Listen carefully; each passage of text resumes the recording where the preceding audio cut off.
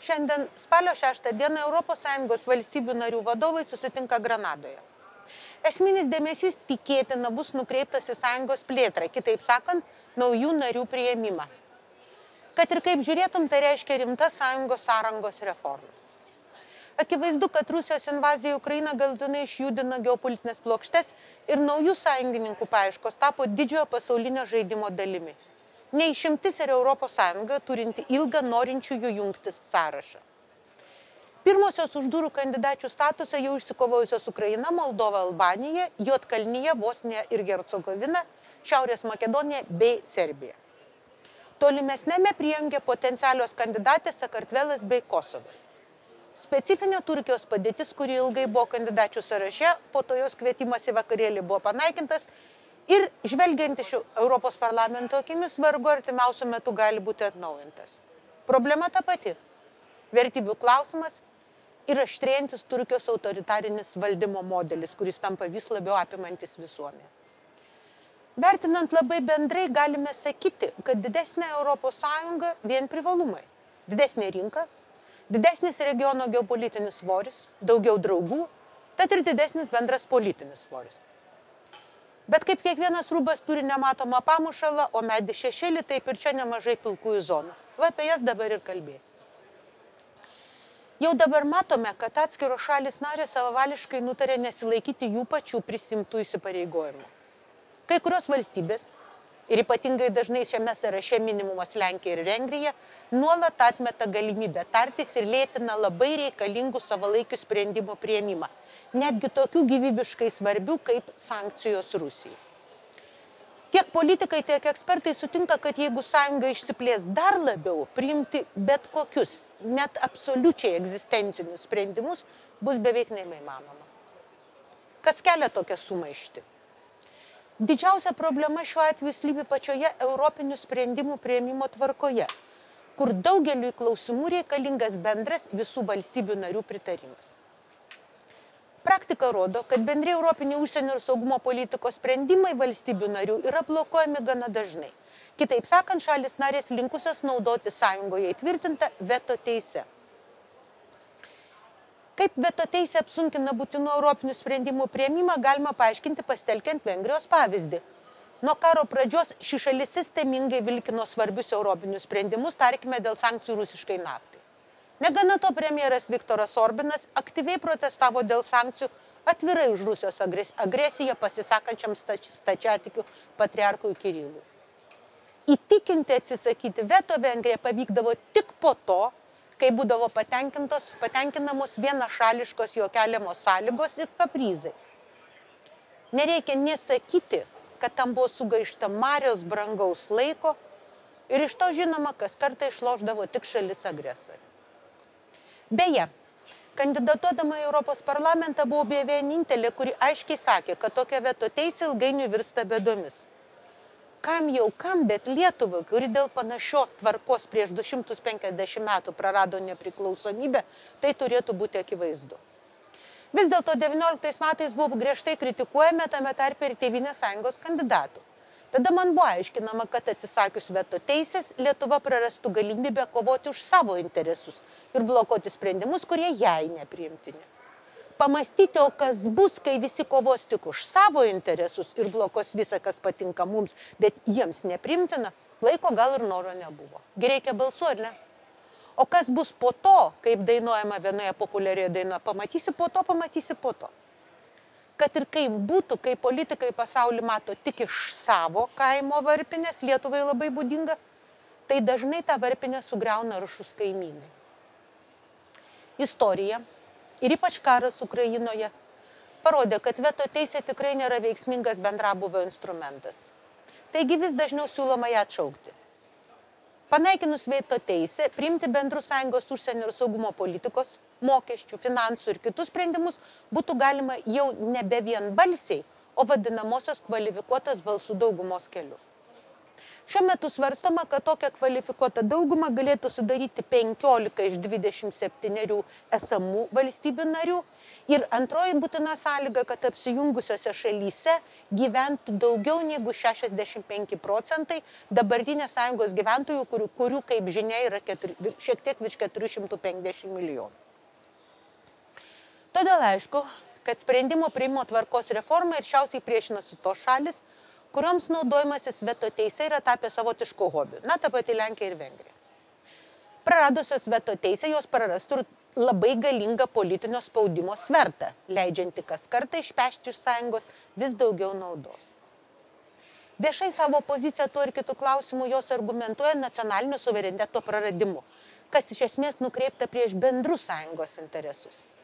Tokia vienašališka ir akivaizdžiai euroskeptiška politika prieštarauja ir tiems principams, kurie išdėstyti stojimo sutartyse, kurias šalis visos laisva valia stodamos pasirašo ir kurių pasižada laikytis.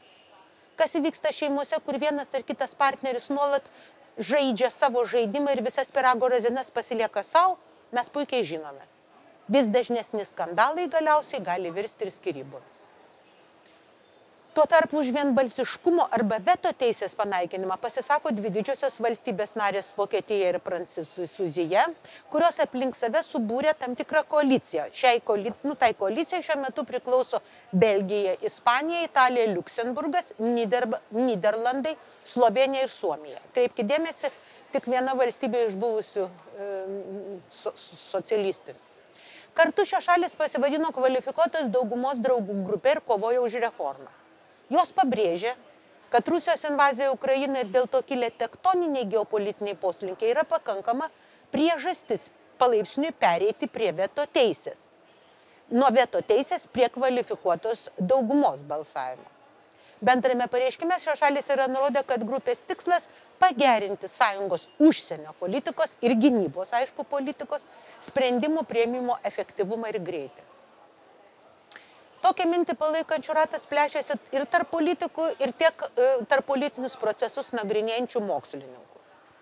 Na štai visai neseniai apie sąjungos institucinę reformą, savo studiją skambių pavadinimų plaukiojant audringoje jūroje sąjungos reformavimas ir plėtra 21 amžiuje, paskelbė Vokietijos ir Prancūzijos darbo grupė. Studijoje išdėstytos ekspertų nuomonės, todėl jos neturėtų būti laikomos Prancūzijos ir Vokietijos oficialiomis pozicijomis. Bet vis dėlto pažiūrėkime, kur mokslininkai ieško kelių iš aklavietės. Tyrimo autoriai siūlo koncentruotis į 3 didelius rimtesnius pokyčius. Pirma, pirmininkavimas sąjungos tarybai tai institucija, kur susirenka valstybių narių vyriausybių vadovai, ta vadinamoji taryba. Siūloma išplėsti taip, kad būtų galima formuoti ilgesnio laikotarpio darbotvarkę. Kitaip sakant, jeigu dabar pagrindinių sąjungai kylančius iššūkius ir darbus svarsto 3 pirmininkaujančios valstybės, ta, kuri nueina, ta, kuri pirmininkauja ir ko ateis, jų ratas prisidėtų dar 2. Tai yra 2 iki dabartinio momento, dabartinė šalis ir 2 po to, tai yra 5. Tarp pirmininkaujančių valstybių siūloma, kad būtų visada viena didesnė valstybė narė, turinti daugiau administracinių gebėjimų ir patirties. Antra, siūloma atsisakyti jau minėtos veto teisės ir pakeisti ją kvalifikuotos daugumos balsavimu. Tiesa, konstituciniai sprendimai tokie kaip ES sutarčių keitimas, naujų narių priėmimas ar europinių institucijų pokyčiai ir toliau turėtų būti priimami vieningai. Šioje vietoje beje slypi gilus vidinis prieštaravimas. Norint pereiti prie naujos tvarkos, reikia, kad sutiktų visos valstybės narės, bet dabartinėje situacijoje to tikėtis neįmanoma, nes beveik garantuotai atsiras tas ar kitas agresyvesnis autoritarinis veikėjas, kuris su pokyčiais nesutiks. Na ir viskas žlunga. Būtent todėl 3 studija nedviprasmiškai pabrėžiama, kad nors sąjungos plėta dėl geopolitinių priežasčių ir atsirado politinėje darbotvarkėje. Tačiau suderinti skirtingas valstybių narių vizijas dėl sąjungos ateities yra labai sudėtinga. Mano nuomonė netgi praktiškai neįmanoma esamų momentų. Mąstant blaiviai, šiuo metu blokas dar nėra pasirengęs priimti naujų narių institucinių ar politinių požiūrių. Problemą spręsti siūloma taikant lankstų reformų ir plėtros procesą, kurio pirmajame etape, dar iki kitų metų Europos parlamento rinkimų, būtų suformuluotas pradinis neatidėliotinų veiksmų sąrašas. Ką reikia daryti pradžiai? Tuo tarpu gilesnės reformos arba kaip tai daryti, įskaitant pasirinkimą vienbalsiškumo panaikinimui, veto teisės naikinimui, turėtų būti įgyvendinamos jau per kitą kadenciją, per kitus nuo 24 iki 29 metų. Studijos autoriai nurodo, kad sąjunga iki 2030 turėtų pasirengti plėtrai. Ir tas pasirinkimas su visa eilė pokyčių. Atkreipė žodžius pasirengti, nes kai kas labai nori Lietuvoje, dažnai sakoma, kad jau būtų įvykęs. Labai sudėtinga būtų. Studijoje taip pat siūloma, kad Europos parlamento narių skaičius nesikeistų, bet vietos turėtų būti perskirstamos šiek tiek kitaip pagal naują formulę, kad mažiau būtų iškreipimų, nes dabar yra narių, kurie atstovauja 1,5 milijono ir kurie atstovauja 200 000. Siūloma iš esmės pakeisti ir komisarų skirimo tvarką arba sumažinti komisijos dydį arba komisarus tarsi sugraduoti, padaryti tokius tarsi aukštesnio statuso, vyriausio komisijos nario statusą, o kitiems truputėlį žemesnių. Po to jie ten galėtų lyg keistis pozicijomis, bet toks komplikuotas klausimas. Studijoje tvirtinama, kad visos šalis kandidatės privalo atitikti politinius narystės kriterijus, pabrėžiu politinius, įskaitant teritorinių ginčių sprendimą. Bet to siekiant užtikrinti visų kandidačių lygybę, niekam neturėtų būti taikomos pagreitintos stojimo procedūros, kas, kaip žinia, šiuo metu ypač aktualu Ukrainai. Jinai gavo tokį statusą, bet ar visuotinai tai yra palaikoma Europoje, čia yra klausimas. Studijoje atvirų tekstų taip pat rekomenduojama įtvirtinti vadinamąjį kelių greičių integracijos modelis ir tai reiškia, kad šiame procese bus ir netgi jau yra vadinamasis centras arba branduolys ir periferija, jei norite laimėtojai ir tie, kurie atsilieka. Tad rekomenduojama Europos integracijos ateitį įsivaizduoti kaip 4 skirtingus lygius su skirtinga teisių ir pareigų pusiausvyra. Ką tai konkrečiai reiškia, plačiau išdėstyta mano šio video tekste, galime perskaityti, tačiau bendra išvada neguodžia. Kalbant blaiviai, o nesvajojant, reikia pripažinti, kad ES dar nėra pasirengusi priimti naujų narių nei institucinių, nei politinių požiūrių. Taigi, jei būtinos reformos. Tiesa, reformoms, ypač jei jos susiję su veto teisės atsisakymu, reikalingas visų 27 valstybių narių pritarimas. Ir priimti jas bus praktiškai neįmanoma, nes vienbalsiškumas būtent ir įtvirtintas sąjungos sutartyse, kurių keisti tikėtina nebus norima.